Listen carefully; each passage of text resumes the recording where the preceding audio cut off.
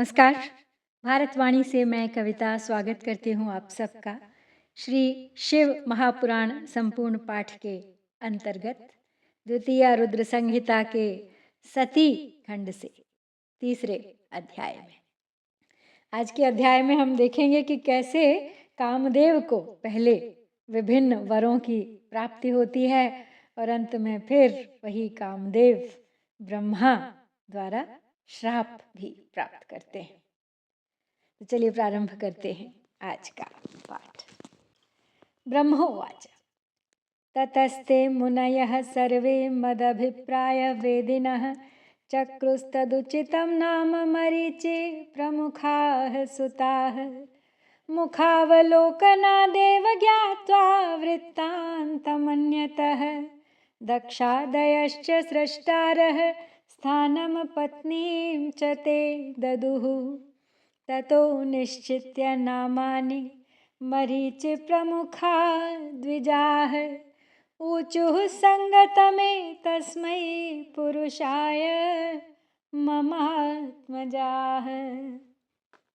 तो ब्रह्मा जी यहाँ कामदेव की ही बात कर रहे हैं। पिछले अध्याय के प्रकरण को ही हम आगे बढ़ा रहे हैं। तो कहते हैं ब्रह्मा जी कि तब मेरे अभिप्राय को जानने वाले मेरे पुत्र मरीचि आदि मुनियों ने उसके यानी कामदेव के उचित नाम रखे। उन सृष्टिकर्ता दक्ष आदि ने उसका मुख देखते ही तथा उसकी अन्य चेष्टाओं से उसके समस्त चरित्र को जानकर उसे रहने का स्थान दिया तथा पत्नी भी दे दी। मेरे पुत्र मरीचि आदि ऋषियों ने एकत्रित होकर नामों का निश्चय करके उस पुरुष को नाम भी बता दिए।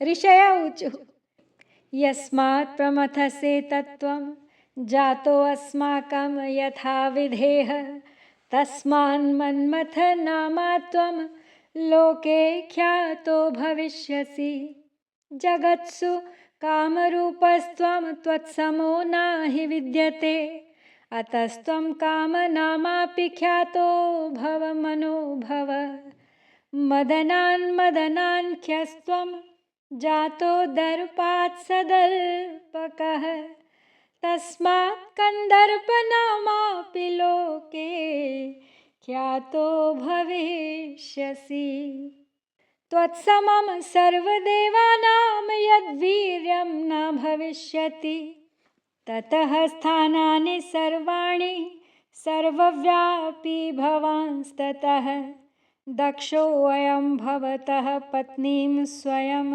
दास्यति कामिनीम् आद्यः प्रजापतिर्यो हि यथेष्टं पुरुषोत्तमः एषा च कन्यका चारुरूपा ब्रह्ममनोभवा सन्ध्या नाम्नेति विख्याता सर्वलोके भविष्यति ब्रह्मणो ध्यायतो यस्मात् सम्यक् जाता वरांगना अतः सन्ध्येति विख्याता क्रांताभा तुल्यमल्लिका। ऋषिगण बोले, तुमने ब्रह्मा जी से उत्पन्न होते ही हम लोगों के मन को मथ डाला है, इसलिए तुम लोक में मनमथ नाम से प्रसिद्ध होगे। सभी लोकों में तुम सुंदर रूप वाले हो, तुम्हारे समान कोई भी सुंदर नहीं है। इसलिए हे मनोभव, काम नाम से भी तुम विख्यात होगे। तुम सभी को मदोन्मत्त करने के कारण मदन कहे जाओगे। अहंकार युक्त होकर दर्प से उत्पन्न हुए हो, इसलिए तुम कंदर्प नाम से भी संसार में प्रसिद्ध हो जाओगे। तुम्हारे समान किसी भी देवता का पराक्रम नहीं होगा, अतः तुम्हारे लिए सभी स्थान होंगे और तुम सर्वव्यापी हो जाओगे। ये जो आदि प्रजापति पुरुषोत्तम दक्ष हैं, वे स्वयं ही तुमको योग्य पत्नी के रूप में सुंदर स्त्री प्रदान करेंगे। ब्रह्मा के मन से उत्पन्न हुई यह सुंदर रूप वाली कन्या संध्या नाम से सभी लोकों में विख्यात होगी। अच्छी प्रकार से ध्यान करते हुए ब्रह्मा जी के हृदय से उत्पन्न होने के कारण तेज आभा वाली तथा मल्लिका पुष्प के सदृश यह कन्या संध्या इस नाम से विख्यात होगी। ब्रह्मोवाच कौसुमानि तथास्त्राणि पञ्चादाय मनोभवः प्रच्छन्नरूपी तत्रैव चिन्तयामास निश्चयम् हर्षणं रोचनाख्यं च मोहनं शोषणं तथा मारणं चेति प्रोक्तानि मुनेर्मोहकराण्यपि ब्रह्मणा मम यत्कर्म समुद्दिष्टं सनातनं तदिहैव करिष्यामि मुनीनां सन्निधौ विधेः तिष्ठन्ति मुनयश्चात्र स्वयं चापि प्रजापतिः एतेषां साक्षिभूतं मे भविष्यत्यद्य निश्चयम् सन्ध्यापि ब्रह्मणा प्रोक्ता चेदानीं प्रेषयेत् वचः इह कर्म परीक्ष्यैव प्रयोगान् मोहयाम्यहम्। ब्रह्मा जी बोले, इस प्रकार कामदेव अपने 5 पुष्प आयुधों को लेकर वहीं पर गुप्त रूप से स्थित होकर विचार करने लगा। हर्षण, रोचन, मोहन, शोषण तथा मारण नामक ये मेरे 5 अस्त्र मुनियों को भी मोहित करने वाले कहे गए हैं। ब्रह्मा जी ने मुझे जिस सनातन कर्म को करने के लिए आदेश दिया है उसे मैं यहाँ मुनियों और ब्रह्मा जी के सन्निकट ही करूँगा। यहाँ बहुत से मुनिगण तथा स्वयं प्रजापति ब्रह्मा जी भी उपस्थित हैं। ये लोग साक्षी रूप से विद्यमान हैं, इसलिए मेरे कर्म की सत्यता का आरंभ भी हो जाएगा। यह ब्रह्मा जी के द्वारा संध्या नाम से कही गई यह कन्या भी मेरे वचन का समर्थन करेगी। मैं इसी स्थान पर अपने कर्म की परीक्षा करके ही प्रयोग द्वारा सबको मोहित करूँगा। ब्रह्मोवाच इति संचित्य मनसा निश्चित्य च मनोभवः पुष्पजं पुष्पजातैश्च योजयामास मार्गणैः आलीढस्थानमासाद्य धनुराकृष्य यत्नतः चकारवलयाकारं कामोधन्विवरस्तदा संहिते तेन कोदण्डे मारुताश्च सुगन्धयः ववुस्तत्र मुने श्रेष्ठ सम्यगाह्लादकारिणः ततस्तानपि धात्रादीन् सर्वानेव च मानसान् पृथक् पुष्पशरैस्तीक्ष्णैर्मोहयामास मोहनः ततस्ते मुनयः सर्वे मोहिताश्चाप्यहं मुने संहितो मनसा किञ्चिद्विकारं प्रापुरादितः संध्या सर्वे निरीक्षन्तः सविकारं मुहुर्मुहुः आसन् प्रवृद्धमदनाः स्त्रियस्मान्मदनैधिनी ततः सर्वान् स मदनो मोहयित्वा पुनः पुनः यथेन्द्रियविकारं ते प्रापुस्तान् करो तथा। तो ब्रह्मा जी बोले, इस प्रकार विचार करके मन में निश्चय करके वो अपने पुष्प के धनुष पर पुष्प के बाणों को चढ़ाने लगा। श्रेष्ठ धनुर्धारी कामदेव ने धनुष खींचने की मुद्रा में स्थित होकर यत्नपूर्वक धनुष चढ़ाकर उसे मंडलाकार किया। हे मुनिश्रेष्ठ, जब इस प्रकार के धनुष पर कामदेव ने अपना बाण चढ़ाया तो उसी समय मन को आह्लादित करने वाली सुगंधित वायु बहने लगी। उस समय कामदेव ने तीक्ष्ण पुष्प बाणों से मुझ ब्रह्मा को तथा सभी मानस पुत्रों को मोहित कर लिया। हे मुने, तत्पश्चात सभी मुनिगण और मैं भी मोहित हो गया। सभी के मन में काम विकार उत्पन्न हो गया। विकार से युक्त होने के कारण सभी लोग संध्या की ओर बार बार देखने लगे। सभी के मन में काम का उद्रेक हो गया, क्योंकि स्त्री काम को बढ़ाने वाली होती है। उस कामदेव ने सभी को बार बार मोहित करके जिस किसी भी तरह से वे काम विकार को प्राप्त हों वैसा उन सबको कर दिया। उदीरितेन्द्रियो धाता दीक्षाहम स यदा च ताम तदैव चोन 50 भावा जाता है शरीरतः सा पितर्वीक्ष्यमाणाथ कन्दर्पशरपातनात् चक्रे मुहुर्मुहुर्भावान् कटाक्षावरणादिकान् निसर्गसुन्दरी सन्ध्या तान् भावान् मानसोद्भवान् कुर्वन्त्यतितरां रेजे स्वर्णदीवतनूर्मिभिः अथ भावयुतां सन्ध्यामवीक्ष्याकार्षं प्रजापतिः धर्माभिपूरिततनुरभिलाषमहं मुने ततस्ते मुनयः सर्वे मरीच्य त्रिमुखा अपि दक्षाद्याश्च द्विजश्रेष्ठ प्रापुर्वैकारिकेन्द्रियं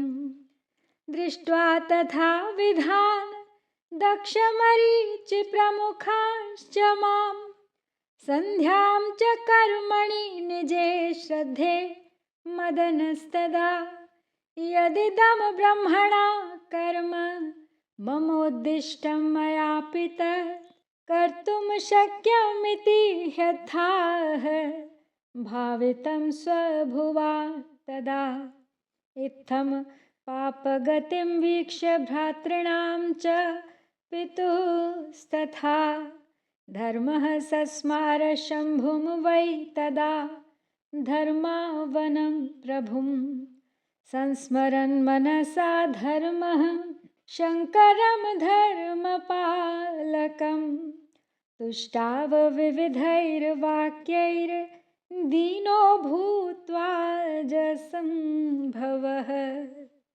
तो आगे ब्रह्मा कहते हैं कि उस स्त्री को देखकर जब मैं ब्रह्मा उन्मत्त इंद्रियों वाला हो गया, उस समय मेरे शरीर से 49 भाव उत्पन्न हो गए।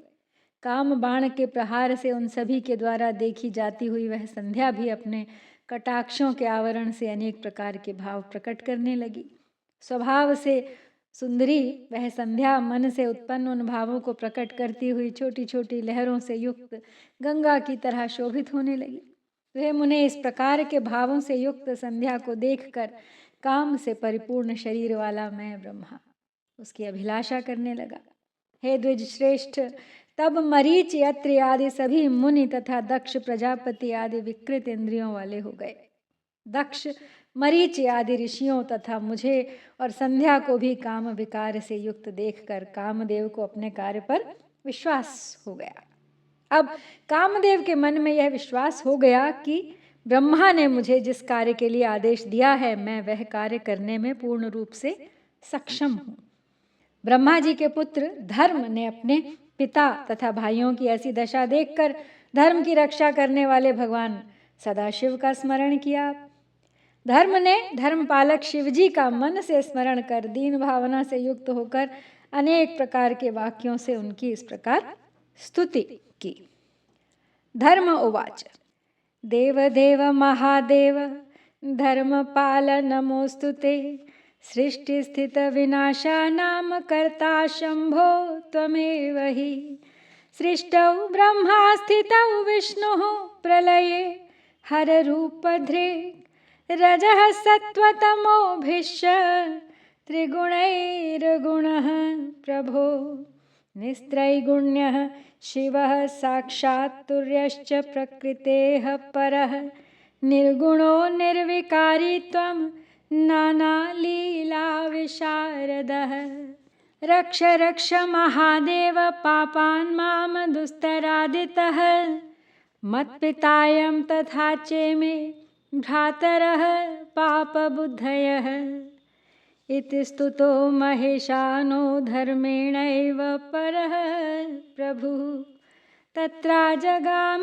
शीघ्रं वै रक्षितुं धर्ममात्मभूः जातो वियद्गतः शम्भुर्विधिं दृष्ट्वा तथा विधं मां दक्षाद्यांश्च मनसा जहासोपजहास च स साधुवादं तान् सर्वान् विहस्य च पुनः पुनः उवाचेदं मुनिश्रेष्ठ लज्जयन् वृषभध्वजः। तो धर्म बोला, हे देवाधिदेव, हे महादेव, हे धर्मपाल, आपको नमस्कार है। हे शंभो, सृष्टि पालन तथा विनाश करने वाले आप ही हैं। हे प्रभु, आपने निर्गुण होकर भी रज सत्व तथा तमोगुण से सृष्टि कार्य के लिए ब्रह्मा, पालन के लिए विष्णु तथा प्रलय के लिए रुद्र स्वरूप धारण किया है। हे प्रभु, आप शिव तीनों गुणों से रहित, प्रकृति से परे, तुरीय अवस्था में स्थित, निर्गुण, निर्विकार तथा अनेक प्रकार की लीलाओं में प्रवीण हैं। हे महादेव, इस भयंकर पाप से मेरी रक्षा कीजिए। इस समय मेरे पिता तथा मेरे भाई सब पाप बुद्धि वाले हो गए हैं। तो ब्रह्मा जी बोले, धर्म के द्वारा परमात्मा प्रभु की जब इस प्रकार स्तुति की गई, तब वे आत्मभू शिव धर्म की रक्षा करने के लिए वहीं प्रकट हो गए। वे शंभु आकाश में स्थित होकर मुझ ब्रह्मा तथा दक्ष आदि को इस प्रकार से मोहित देखकर मन ही मन हंसने लगे। हे मुनिश्रेष्ठ, उन सबको साधुवाद देकर और बार बार हंसकर मुझे लज्जित करते हुए वे वृषभध्वज यह कहने लगे। शिव उवाच, अहो ब्रह्मस्तव कथं काम भावः समुद्गतः, दृष्ट्वा च तनयां नैव योग्यं वेदानुसारिणां, यथा माता च भगिनी भ्रातृपत्नी तथा सुता, एताः कुदृष्टया द्रष्टव्या न कदापि विपश्चिता, एष वै वेदमार्गस्य निश्चयस्त्वन्मुखे स्थितः, कथं तु काममात्रेण स ते विस्मारितो विधे, धैर्यं जागरितं चित्तेन कथं चतुरानन, येन क्षुद्रेण कामेन रन्तुं विघटितं विधे, एकान्तयोगिनस्तस्मात् सर्वदादित्यदर्शिनः, कथं दक्षमरीच्याद्या लोलुपाः स्त्रीषु मानसाः, कथं कामोऽपि मन्दात्मा प्राबल्यात् सोऽधुनैव हि, विकृतान् कृतवान् बाणैर्कालज्ञो अल्पचेतनः, धिक्तं श्रुतं सदा तस्य यस्य कान्ता मनोहरत्, धैर्यादाकृष्य लौल्येषु मज्जयत्यपि मानसम्। तो शिव जी बोले, हे ब्रह्मन, अपनी कन्या को देखकर आपको काम भाव कैसे उत्पन्न हो गया? वेदों का अनुसरण करने वालों के लिए यह उचित नहीं है। बुद्धिमान को चाहिए कि माता, भगिनी, भ्रातृपत्नी तथा कन्या को समान भाव से देखे, इन्हें कदापि कुदृष्टि से न देखे। वेद मार्ग का यह सिद्धांत तो आपके मुख में स्थित है। हे विधे, आपने काम के उत्पन्न होते ही उसे कैसे विस्मृत कर दिया? हे चतुरानन, आपके मन में धैर्य जागरूक रहना चाहिए। आश्चर्य है कि आपने इस काम के वशीभूत हो कन्या से रमण करने के लिए इस प्रकार अपने धैर्य को नष्ट कर दिया। एकांत योगी तथा सर्वदा सूर्य का दर्शन करने वाले दक्ष, मरीचि आदि भी स्त्री में आसक्त चित्त वाले हो गए। देश काल का ज्ञान न रखने वाले मंदात्मा तथा अल्प बुद्धि वाले कामदेव ने भी अपनी प्रबलता से काम बाणों द्वारा आप लोगों को विकार युक्त कैसे बना दिया? उस पुरुष को तथा उसके वेद शास्त्र आदि के ज्ञान को धिक्कार है, जिसके मन को स्त्री हर लेती है और धैर्य से विचलित करके मन को लोलुपता में डुबो देती है। ब्रह्मोवाच, इति तस्य वचः श्रुत्वा लोके सोऽहं शिवस्य च, व्रीडया द्विगुणीभूतः स्वेदार्द्रस्त्वभवं क्षणात्, ततः कामविकारं हि निगृह्य चात्यजं मुने, जिघृक्षुरपि तद्भीत्या तां सन्ध्यां कामरूपिणीं, मच्छरीरात्तु घर्माभो यत्पपात द्विजोत्तमः, अग्निश्वात्ताः पितृगणा जाताः पितृगणास्ततः, भिन्नाञ्जननिभाः सर्वे फुल्लराजीवलोचनाः, नितान्तयतयः पुण्याः संसारविमुखाः परे, सहस्राणां चतुःषष्टिरग्निश्वात्ता प्रकीर्तिताः षडशीतिसहस्राणि तथा बहिर्षदो मुने घर्माभः पतितं भूमौ तदा दक्ष शरीरतः समस्तगुणसम्पन्ना तस्मात् जाता वरांगना तन्वंगी सममध्या च तनुरोमावली श्रुता मृद्वंगी चारुदशना नवकांचन सुप्रभा सर्वावयवरम्या च पूर्णचन्द्राननाम्बुजा नाम्ना रतिरतिख्याता मुनीनामपि मोहिनी मरीचि प्रमुखाः षड्वै निगृहीतेन्द्रियः क्रियाः ऋते क्रतुं वसिष्ठं च पुलस्त्याङ्गिरसौ तथा क्रत्वादीनां चतुर्णां च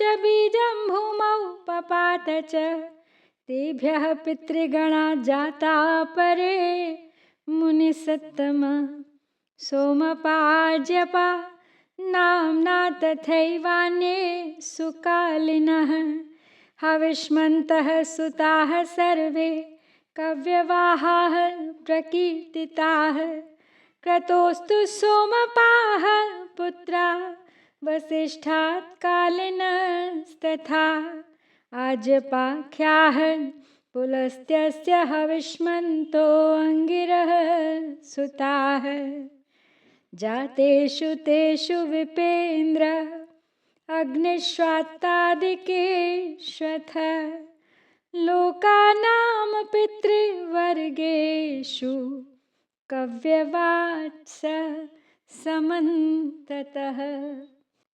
तो ब्रह्मा जी अब बोले, इस प्रकार सदाशिव के वचन को सुनकर मैं दुगनी लज्जा में पड़ गया और उस समय मेरा शरीर पसीने से पानी पानी हो उठा। हे मुने, तत्पश्चात काम रूपिणी संध्या को ग्रहण करने की इच्छा करते हुए भी मैंने शिवजी के भय से इंद्रियों को वश में करके काम विकार को दूर कर दिया। हे द्विज श्रेष्ठ, उस समय मेरे शरीर से लज्जा के कारण जो पसीना गिरा, उसी से अग्निश्वात तथा बहिर्षद नामक पितृगणों की उत्पत्ति हुई। अंजन के समान कृष्ण वर्ण वाले और विकसित कमल के समान नेत्र वाले वे पितर महायोगी, पुण्यशील तथा संसार से विमुख रहने वाले हैं। हे मुने, 64,000 अग्निश्वात पितर और 86,000 बहिर्षद पितर कहे गए हैं। उसी समय दक्ष के शरीर से भी स्वेद निकलकर पृथ्वी पर गिरा। उससे समस्त गुण संपन्न परम मनोहर एक स्त्री की उत्पत्ति हुई। उसका शरीर सूक्ष्म था, कटि प्रदेश सम था, शरीर की रोमावली अत्यंत सूक्ष्म थी। उसके अंग कोमल तथा दांत परम सुंदर थे और वह तपे हुए सोने के समान कांति से दैदीप्यमान हो रही थी। वह अपने शरीर के समस्त अवयवों से बड़ी मनोहर प्रतीत हो रही थी तथा उसका मुख कमल पूर्ण चंद्रमा के समान था। उसका नाम रति था, जो मुनियों के भी मन को मोहित करने वाली थी। क्रतु, वशिष्ठ, पुलस्त्य तथा अंगिरा को छोड़कर मरीचि आदि 6 ऋषियों ने अपनी इंद्रियों का निग्रह कर लिया। हे मुनिश्रेष्ठ, इन क्रतु आदि 4 ऋषियों का वीर पृथ्वी पर गिरा और उन्हीं से दूसरे पितृगणों की उत्पत्ति हो गई। इन पितरों में सोमपा, आज्यपा, सुकालिन तथा हविष्मान मुख्य हैं। ये सभी पुत्र कव्य को धारण करने वाले कहे गए हैं। क्रतु के पुत्र सोमपा नामक पितर, वशिष्ठ के पुत्र सुकालिन नामक पितर, पुलस्त्य के पुत्र आज्यपा तथा अंगिरा के पुत्र हविष्मान नामक पितर के रूप में उत्पन्न हुए। तो हे विपेंद्र, इस प्रकार अग्निश्वात आदि पितरों के उत्पन्न हो जाने पर पितरों के मध्य वे सभी कव्य का वहन करने वाले कव्यवाट हुए। संध्या पितृप्रसूर भूत्वा तदुद्देशयुता भवत् निर्दोषा शंभु संदृष्टा धर्म कर्म परायणा। एतस्मिन्नन्तरे शंभुरनुगृह्याखिलान् द्विजान् धर्मं संरक्ष्य विधिवदन्तर्धानं गतो द्रुतम्। अथ शंकरवाक्येन लज्जितो अहं पितामहः कन्दर्पाया कोऽपि शमहि भ्रुकुटिकुटिलाननः दृष्ट्वा मुखमभिप्रायं विदित्वा सोमपि मन्मथः स्वबाणान् सञ्जहाराशु भीतः पशुपतिर्मुने ततः कोपसमायुक्तः पद्मयोनिरहं मुने अज्वलं चातिबलवान् दिधक्षुरिव पावकः भवनेत्राग्निनिर्दग्धः कन्दर्पो दर्पमोहितः भविष्यति महादेवे कृत्वा कर्म सुदुष्करम् इति वेधास्त्वहं काममक्षयं द्विज सत्तम समक्षं पितृसङ्घस्य मुनीनां च यतात्मनाम् इति भीतोरतिपतिस्तत्क्षणात् त्यक्तमार्गणः प्रादुर्बभूव प्रत्यक्षं शापं श्रुत्वातिदारुणं ब्रह्माणं मामुवाचेदं सदक्षादिसुतं मुने शृण्वतां पितृसङ्घानां संध्यायाश्च विवर्गधीः। इस प्रकार संध्या पितरों को उत्पन्न करने वाली बनकर उनकी उद्देश्य सिद्धि में लगी रहती थी। यह शिव के द्वारा देख लिए जाने के कारण दोषों से रहित तथा धर्म कर्म में परायण रहती थी। इसी बीच सदाशिव समस्त महर्षियों पर अनुग्रह करके तथा विधि पूर्वक धर्म की रक्षा कर शीघ्र ही अंतर्धान हो गए। उसके बाद शंभु सदाशिव के वाक्यों से मैं पितामह बहुत लज्जित हुआ। मैंने अपनी भ्रुकुटी चढ़ा ली और कामदेव पर बड़ा क्रोधित हुआ। उन्हें मेरे मुख को देखकर और मेरा अभिप्राय समझकर रुद्र से भयभीत कामदेव ने अपने बाणों को लौटा लिया। तो हे मुने, जब मैं पद्मयोनि ब्रह्मा को उपयुक्त होकर इस प्रकार जलने लगा जिस प्रकार भस्म करने की इच्छा वाली अति बलवान अग्नि प्रज्वलित हो उठती है, मैंने क्रोध में भरकर उसे यह श्राप दे दिया। अहंकार से मोहित हुआ यह कंदर्प शिवजी के प्रति दुष्कर कर्म करके उनकी नेत्राग्नि से भस्म हो जाएगा। तो हे श्रेष्ठ, इस प्रकार मुझ ब्रह्मा ने पितृ समूहों के तथा जितेंद्रिय मुनियों के सामने इस काम को यह अमित श्राप दे दिया। अब मेरे श्राप को सुनकर भयभीत हुआ कामदेव उसी क्षण अपने बाणों को त्याग कर सबके सामने प्रकट हो गया। तो हे मुने, उसका सारा गर्व तब नष्ट हो गया। तब वह दक्ष आदि मेरे पुत्रों, अग्निश्वात आदि पितरों, संध्या एवं मुझ ब्रह्मा के सामने ही सबको सुनाते हुए यह कहने लगा। काम उवाच किमर्थं भवता ब्रह्मन् शप्तो अहमिति दारुणम् अनागास्तव लोकेश न्यायमार्गानुसारिणः त्वया चोक्तं नु मत्कर्म यत्तद्ब्रह्मन् कृतं मया तत्र योग्यो न शापो मे यतो नान्यत् कृतं मया अहं विष्णुस्तथा शम्भुः सर्वे त्वक्षरगोचराः इति यद्भवता प्रोक्तं तन्मयापि परीक्षितं नापराधो ममाप्यत्र ब्रह्मन् मयि निरागसि दारुणः समयश्चैष शापो देव जगत्पते। ब्रह्मोवाच इति तस्य वचः श्रुत्वा ब्रह्माहं जगतां पतिः प्रत्यवोचं यतात्मानं मदनं दमयन् मुहुः आत्मजा मम सन्ध्येयं यस्मादेतत् सकामतः लक्ष्यीकृतोऽहं भवता ततः शापो मया कृतः अधुना शान्तरोषोऽहं त्वां वदामि मनोभव शृणुष्व गतसन्देहः सुखी भव भयं त्यज त्वं भस्म भूत्वा मदनभर्गलोचनवह्निना तथैवाशु समं पश्चात् शरीरं प्रापयिष्यसि यदा करिष्यति हरोऽञ्जसा दारपरिग्रहं तदा स एव भवतः शरीरं प्रापयिष्यति।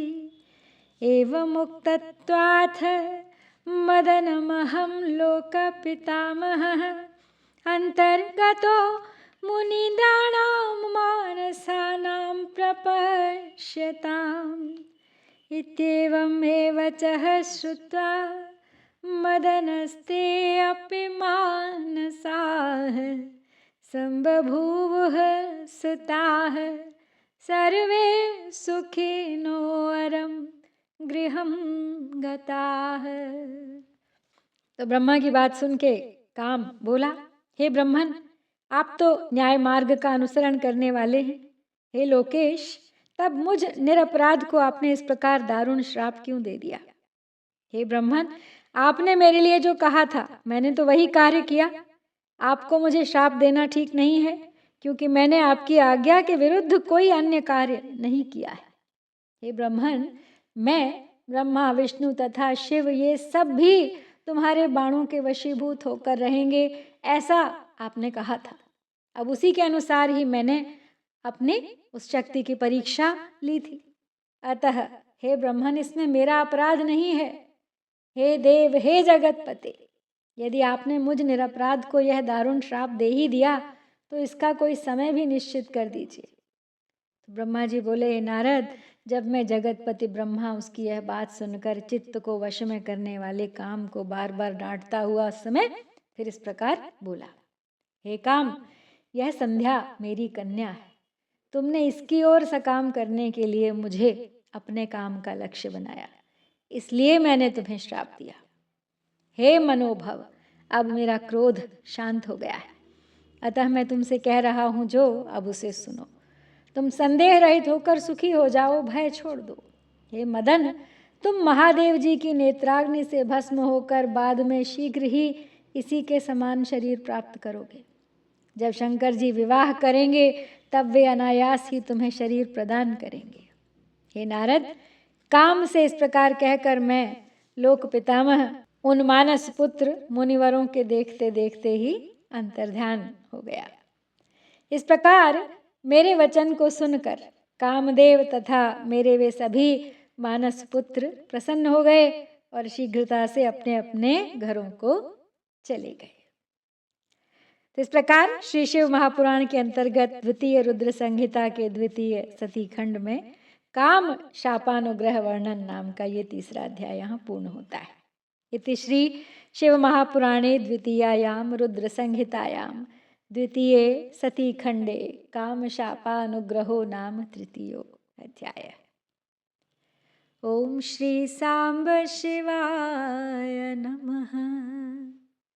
जय भारत।